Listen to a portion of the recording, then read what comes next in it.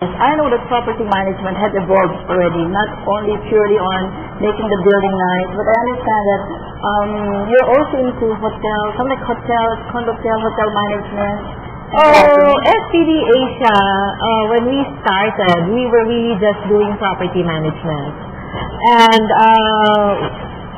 we have evolved, we have developed a joint venture with, number one, with Lanco Development. So there is a company that's called FTD Lanco. And FTD Lanco is the one that manages all the properties and developments of Lanco.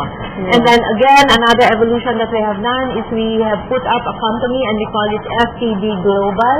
And FTD Global does all the real estate services of FTD Asia. We do best use studies where when there is a property, a vacant property, the owner can call us and tell us, okay, tell us what is best property. So we do a study and we give them parameters, whether they should put up a high-rise condominium, they put up a retail, whatever. So for our viewers, Ms. Beth, it is good that during the conceptualization stage of a project to be developed, a property management company must already be part of it, no? Because sometimes the architects, the engineers do their design, but the property management side was not taken care of. So when the building is up, there's problem with regard to the system flow of the building. So do you recommend that for our viewers, I mean, if they're into development, they have to get into the services of property management at the very start? Oh yes, definitely. That's what we recommend. Actually, at the planning stage, when the designs are being made, it is best that a property management company like us is engaged, because we can look at the design and we can tell them what is expected, what facilities we expect when we do manage a building.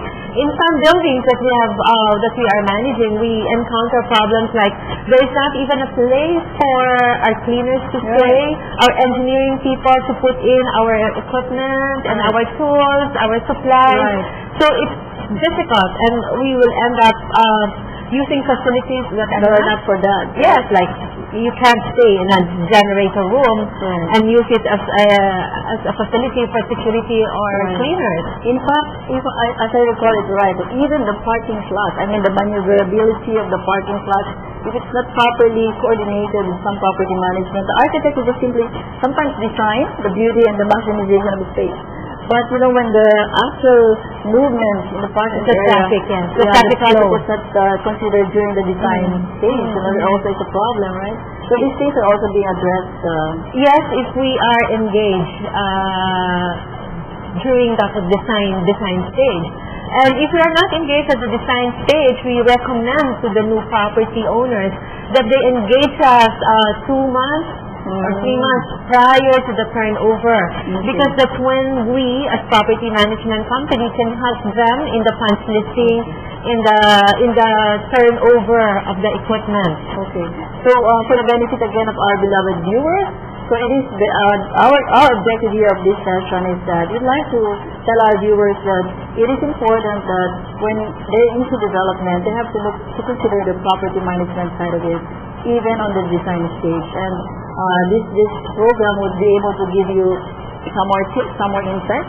You can have Ms. Beth Rabuy again or some other property management companies. But I know there are only few names in the industry right now.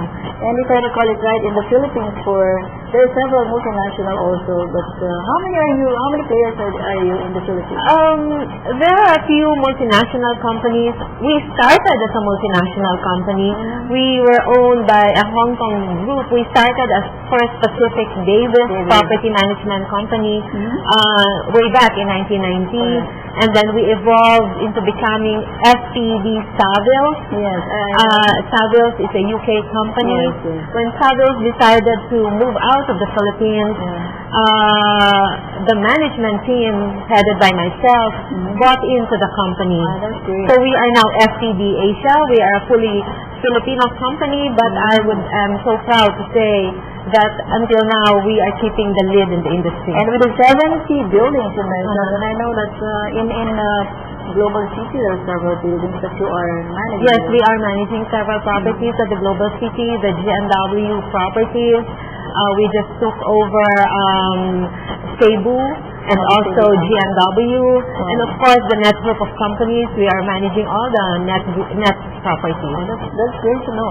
Now, Ms. Beth, I'm sure that our viewers were able to get some tips, some insights, and I hope that in this segment, we're able to let them appreciate the essence of property management in the field of real estate management, and because only when there's such an effective property management company in their building, they could assure that lease, rentals, property value appreciation are sure to come.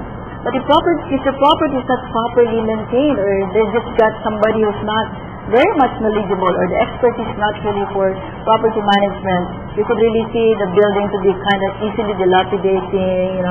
It's not a very nice, much thought building for a place for investment or rental. So this is what we are trying to improve on and help the unit owners to enjoy on. Yeah, and you mentioned earlier, you were asking what we have been doing.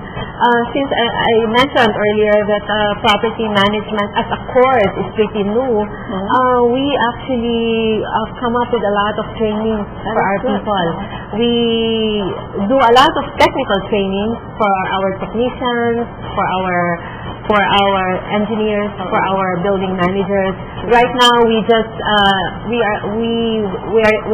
just enrolled a few of my people with Crestcom. Is this the one by Creba? Because Creba Crestcom